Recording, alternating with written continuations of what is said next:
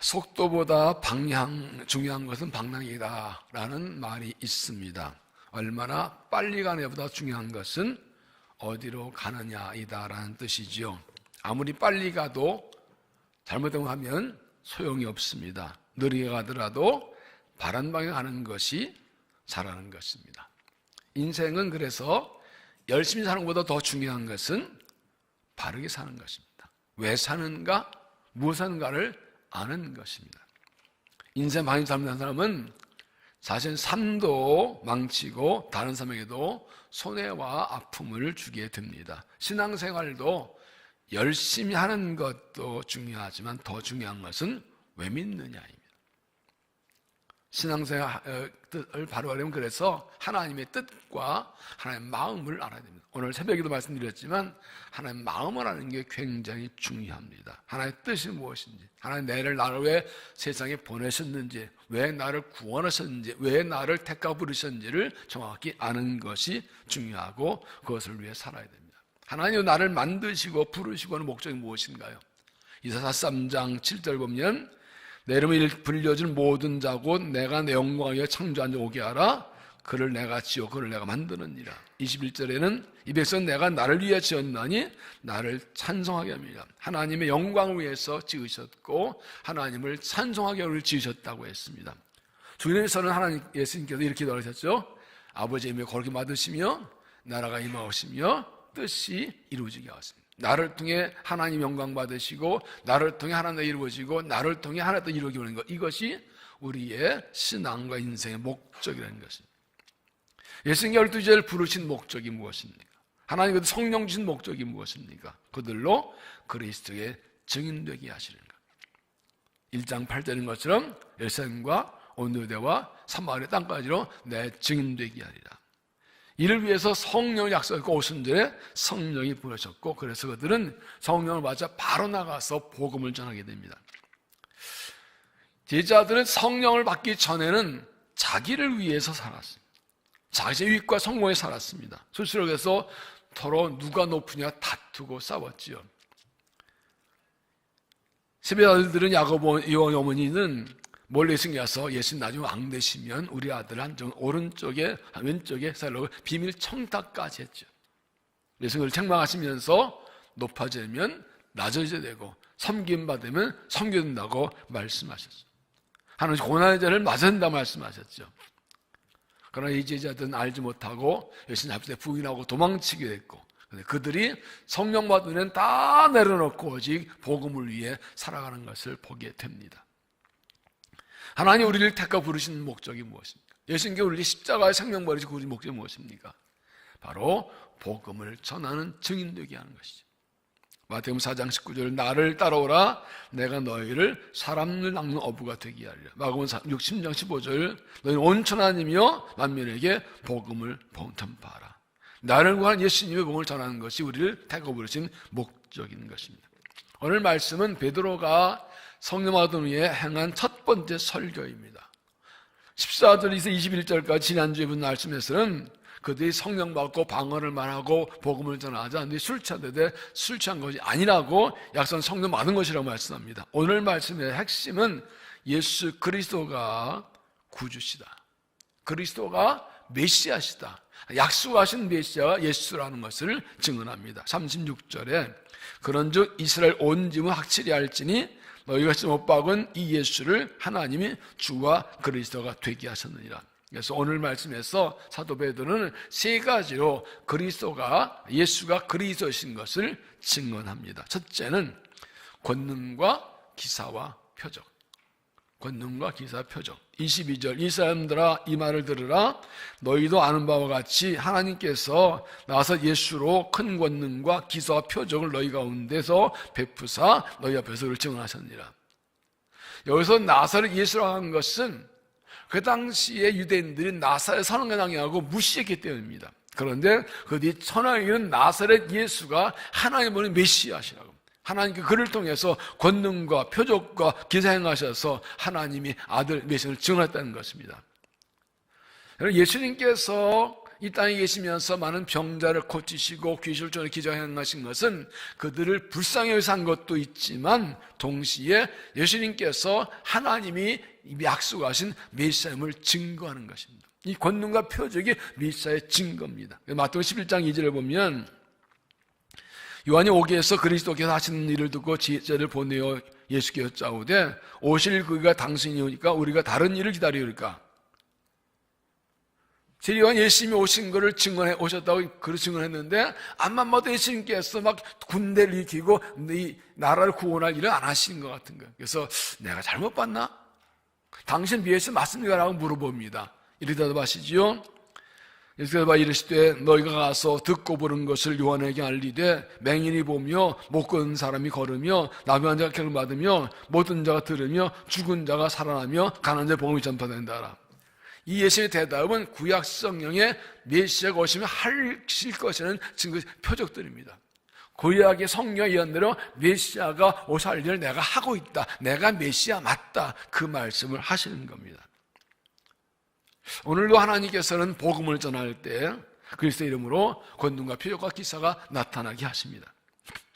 전대사를 정하고 기도할 때 그들이 복음 듣지 않은데 하나님께서 권능으로 그들에게 표적을 보여주고 구원하신 경우가 많습니다. 선교사들 만나보면 선교제는 많은 사탄의 공격과 이 방해와 이 격렬한 거부들이 있지요. 그래서 선교를 기도할 때 기도 나타나는 것들을 많이 봅니다. 언니가 인도네시아 가서 세미나하면서 모여서 저녁에 다 끝나고 목사와 신은 모여서 설교하는데 서로 귀신 쫓아난 얘기, 귀신 불러간 일은 이런데 다 간증이 있는 거예요.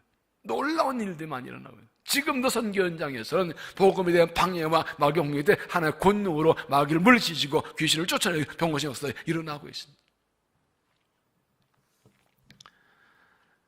그것이 바로 예수 그리스도가 하나님의 아들이시고 그림을 증거하는 표적으로 보여주시는 겁니다.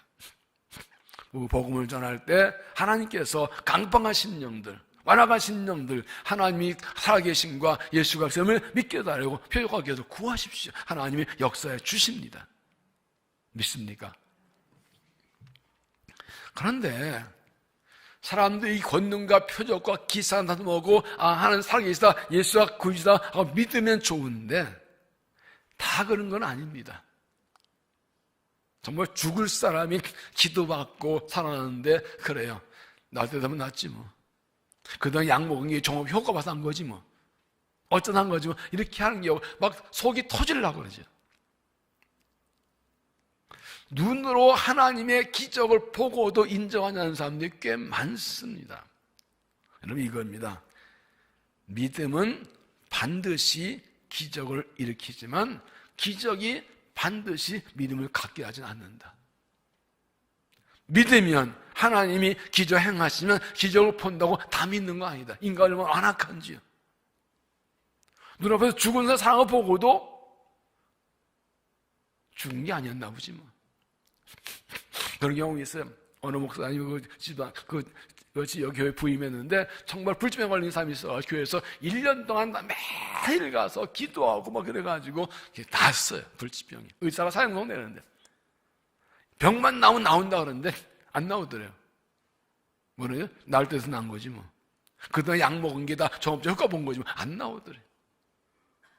믿을 사람은 기적을 안 봐도 믿고 안 믿을 사람은 봐도 안 믿어. 믿음은 하나님의 선물인 거예요.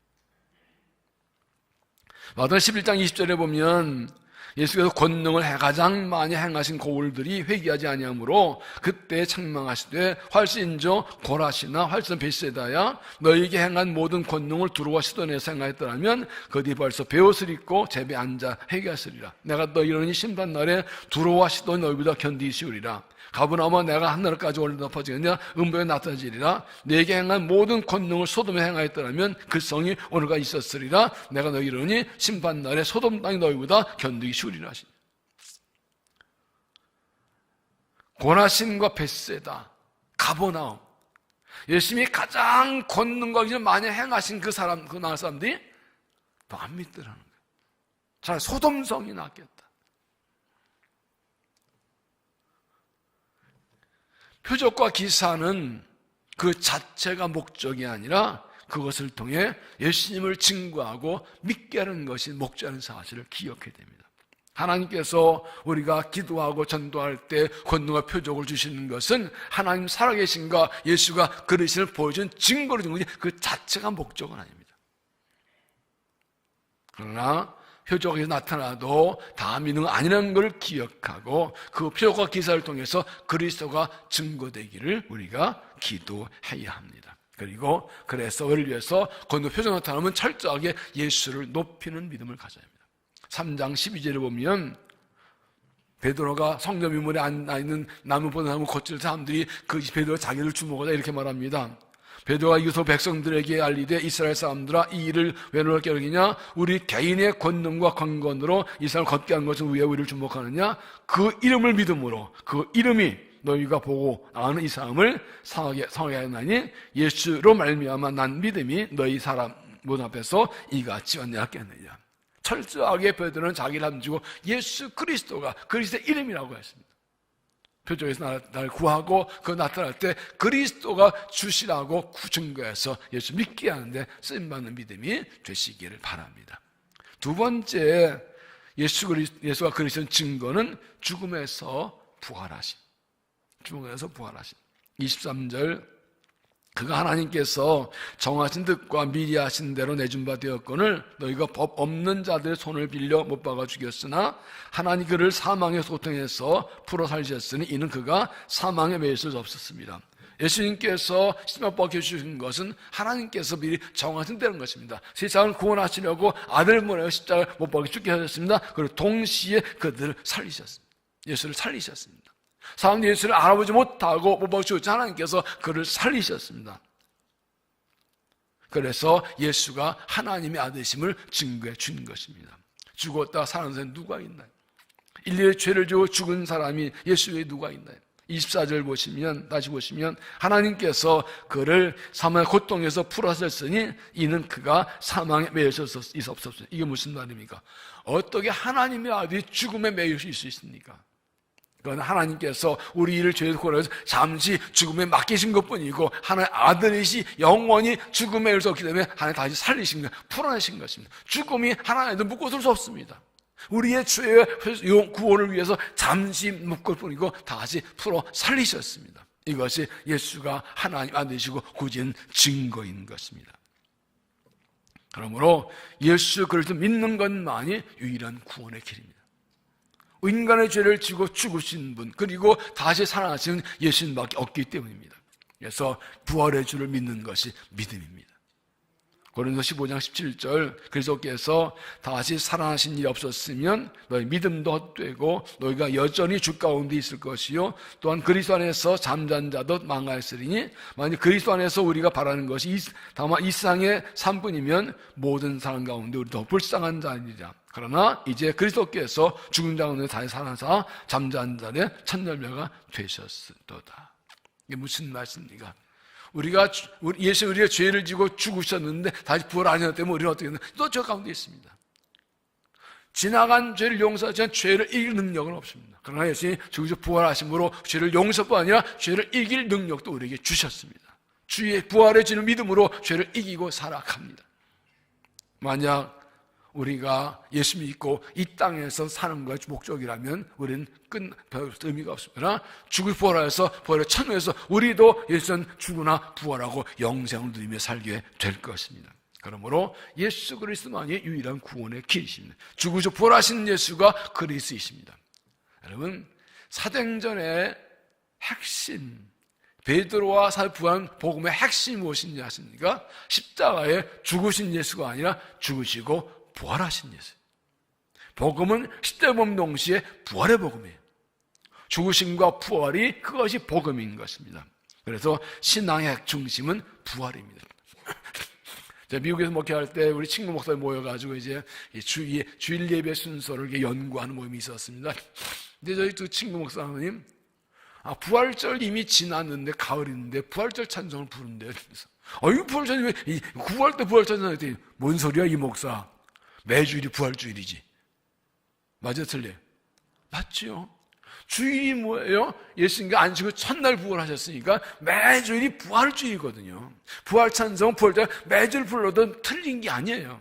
왜요? 우리의 신앙은 부활신앙이라고요. 믿습니까? 그렇기 때문에 예수의 부활이 우리의 소망이고 능력이고 구원입니다.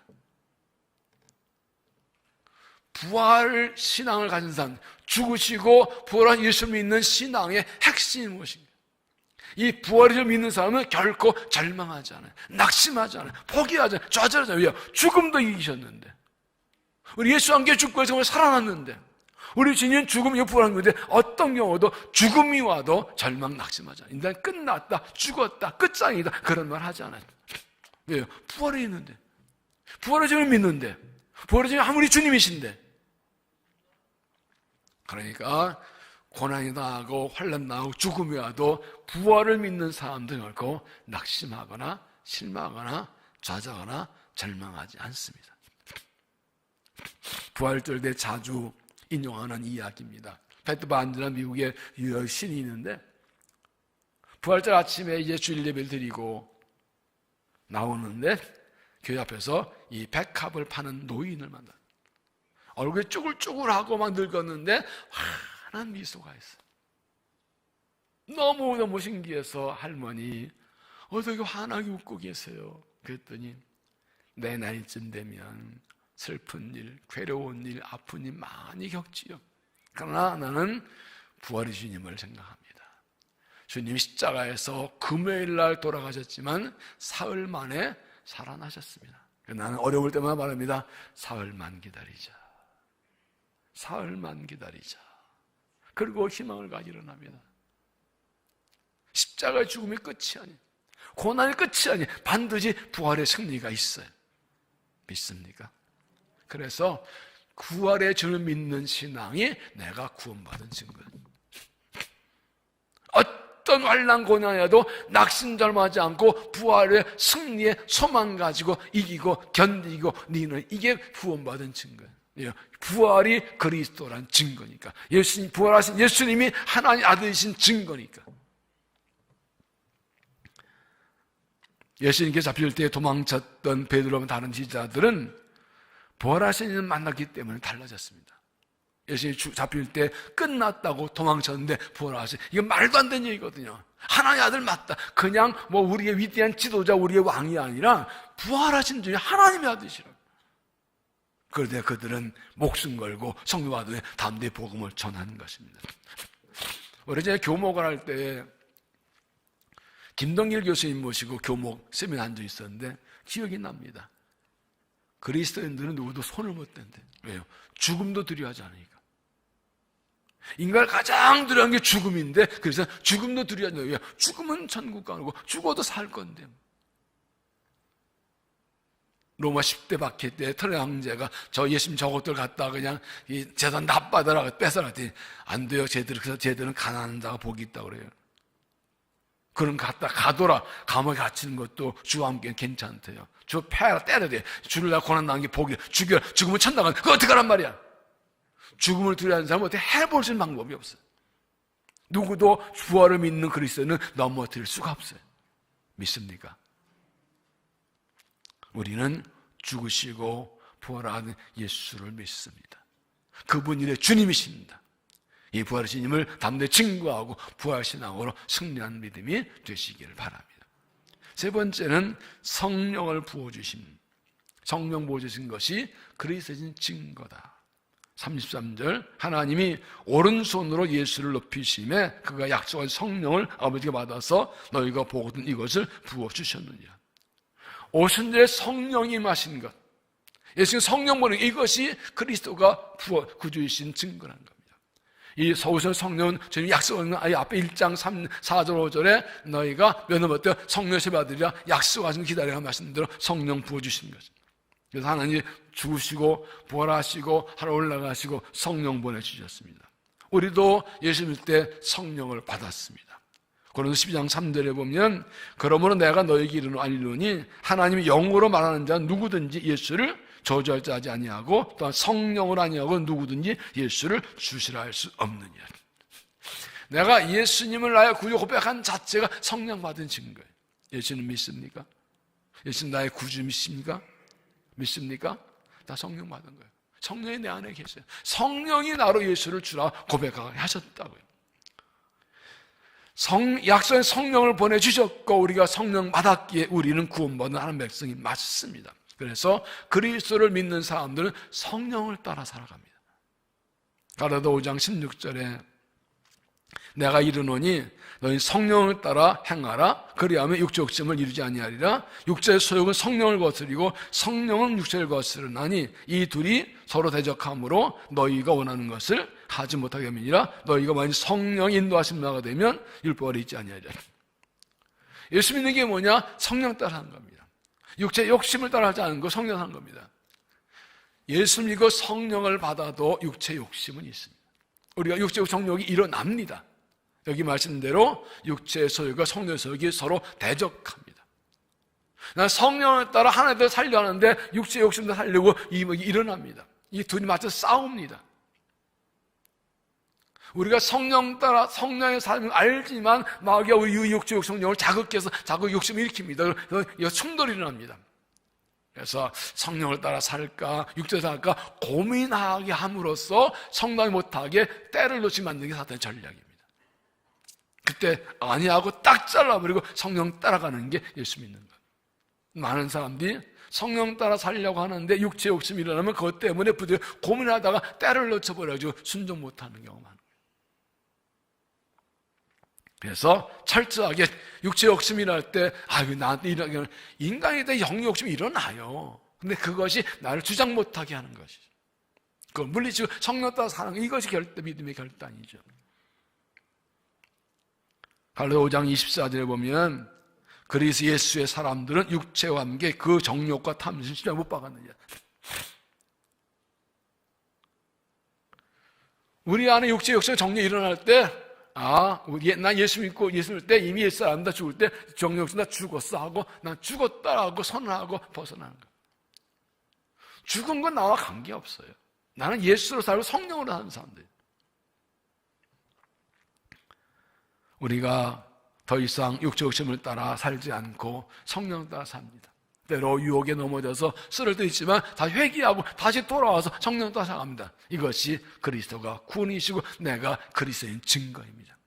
오늘도 성령의 눈을 따라 이 예배에 나오신 여러분을 축복합니다. 우리가 주님의 뜻 따라 말씀과 예배에서 나가려 할 때 그냥 오는 거 아니에요. 수많은 유혹과 공격들이 있어요. 그거 다 이기고 오신 거예요. 성령 따라 오신 거예요. 할렐루야. 축복해주면 아멘도 하고 그래. 깨닫게 해드리잖아요. 이게 얼마나 귀한 일인데요. 하나님께서 예배로 맑게 부르셔도 육체 욕심 정욕에 빠져 못 나온 사람도 많아요. 우리 수없이 늘 공격하고 그러나 우리는 그것을 물리치고 성령 따라 함께 예배하고 기도합니다. 내가 성령 따라 사는 것이 구원받은 증거이고 그리스도가 구주인 증거임을 알고 성령 따라 살고 성령에 따라 복음을 전하며 살아가는 믿음이 되시기를 바랍니다. 36절 그런즉 이스라엘 온 제국 확실히 알지니 너희가 십자가 못 박은 이 예수를 하나님이 주와 그리스도가 되게 하셨느냐. 여기 예수와 그리스도 두 개 나옵니다. 예수는 하나님은 구원이라는 뜻입니다. 마태복음 1장 21절에 예수는 만못의 죄를 권하고 오셨다 말씀하셨죠. 그리스도는 헬라어의 구약의 히브리의 메시아를 헬라어로 번역한 그리스도, 메시아는 뜻입니다. 기름 보내받은 자. 그러니까 나사렛에서 난 인간 예수는 단한 예수가 아니라 하나님의 아들 그리스도 메시아라는 것을 증거한다는 겁니다. 하나님께서 예수의 십자가에 못 박아 죽게 하시고 부활하게 하심으로 성령 보여주심으로 성령을 주심으로 그리스도임을 증언해 주셨다는 것입니다. 우리가 이 복음의 증인들입니다. 32절에 보면 이렇게 말씀하죠. 이 예수를 하나님 살리신 우리가 다 이 일의 증인이로다. 우리는 예수를 믿어 구원받았고 우리가 복음의 증인들입니다. 우리는 예수를 증거할 사명을 받았습니다. 내 인생의 마지막 힘쓸 일은 이 복음을 전하는 일입니다. 디모데후서 4장 2절 너는 말씀을 전파하라. 때를 어든지 뭐든지 항상 힘쓰라. 이게 우리의 주신 사명입니다. 바울은 이 말씀 후에 이렇게 고백하죠. 7절 8절에 나는 사는 사람 싸우고 나의 달려갈 길 마치고 믿음을 지켰으니 이제 우리는 나를 위하여 의의 멸류관이 되었으므로 주곧 어르신의 판장이 그날에 내게 주실 것이며 내가 아니라 주의 나타낸 삶 모든 자에게니라. 바울은 평생 이 복음을 위해서 힘써 싸웠습니다. 그리고 나 사명다하고 영적 싸움 싸우고 믿음 지켰다고 배우면서 이제는 상급질 것이야. 그러니까 마지막까지 이 그리스도의 복음을 전하는 일에 힘쓴 사람들에게 상급이 기다리고 있습니다. 마지막까지 때려도 못한 복음장에 힘쓴 사람들에게 상급이 있습니다. 우리도 끝까지 마지막까지 어떤 상황에서 복음을 전하는 힘쓰면 하나님 상급을 주실 것입니다. 언제 말씀드렸지만 기독 공부에 홍전중앙교회가 났어요. 그 목사님이 쓴 글의 제목이 지금은 전도하기 딱 좋은 때다. 동의하십니까? 지금 코로나 팬데믹 때문에 전도 안 된다, 못 한다, 그 다 그러고 있잖아요, 지금. 근데 이 목사님은 지금은 전도하기 딱 좋은 때래요. 그래서 교인들한테 교회의 주보 또 교회에서 나오는 말씀 이런 영상을 다 만들어가지고 한 사람이 10명씩 전도는 작정하고 보내라고 그랬대. 교인들이 작정하라고. 100명 교인 10명 1000명 작정하려고 하는데 10,000명을 넘게 작정을 했대. 그걸 10,000명쯤 다 보냈대. 홍천이 난리가 났어. 지금도 전도하면 된다고요. 왜? 권사님들이 하면 안 하네. 지금도 전도하면 된다고요. 아니 우리의 믿음의 선조는 피 박해 받으면서 매 맞으면서 피 흘려가 전도를 했다고요. 근데 그때보다 힘든 게 뭐가 있어요? 왜 전도 못해요? 정말 예수 그리스도가 구원이시라는 사실 확신이 있고 이 부활의 능력이 있으면 복음을 전하지요. 이거 우리의 사명입니다. 30절 다시 보시면 이 예수를 하나님이 살리시니라 우리가 다 이 일의 증인이로다. 우리도 베드로처럼 제자들처럼 예수 믿고 성령 받았습니다. 구원받 예수 만났습니다. 이 믿음 가지고 표적과 기사를 나타내신 그리스도가 구주이심을, 죽은 부활한 예수가 구주이심을, 성령을 주신 예수 그리심을, 내가 만난 예수, 내가 받은 성령을 따라서 복음을 전해서 이 마지막 때 담대 복음의 증인으로 살아가는 귀한 믿음 되시기를 주 이름으로 축원합니다. 기도하겠습니다. 하나님, 죄로 인해 죽어마땅한 나를 사랑하셔서 찾아오시고 만나주시고 멸망으로 달려가는 발걸음을 멈추시고 그리스도의 복음으로 구원하셔서 하나님의 자녀 삼아주신 감사합니다. 하나님께서 나를 아무것도 아니라고 죄인이라고 모른 채 하시고 외면하고 지나치셔도 할 말이 없는데 나 같은 죄인 사랑하셔서 구원하신 은혜의 진실로 감사합니다. 험악한 세상에서 주의 이름으로 승리하며 주면서 예수의 이름으로 십자가의 능력, 부활의 능력으로 죄를 이기며 충성하며 살아오게 하신 것 감사합니다. 우리를 부르셔서 죄를 끈 삼으시고 써주신 것 감사합니다. 이제 이 복음의 증인으로 살기 원합니다. 예수 그리스도가 구주이심을 증언하겠습니다. 표적과 기사를 보여주셨고 죽으시고 부활하셨고 성령을 주신 주님을 찬양합니다. 이 믿음과 이 복음 가지고 담대히 세상에 우리가 이를 증인하며 복음 전하며 살아가서 이 마지막 때 역수의 구원 역사를 이루도록 우리를 사용하시고 영광을 받아 주시옵소서. 예수님 이름으로 기도하옵나이다.